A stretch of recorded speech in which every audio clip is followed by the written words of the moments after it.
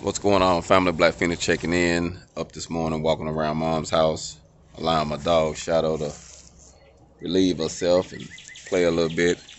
And I was thinking about a story that a guy shared with me when I was in prison. And he said, this story, son, only has 3 chapters. The first chapter, I was walking down the street. I fell in a hole.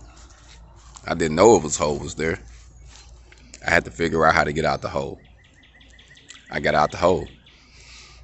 Chapter 2, I was walking down the street and I fell in the hole. This time I was familiar with the hole.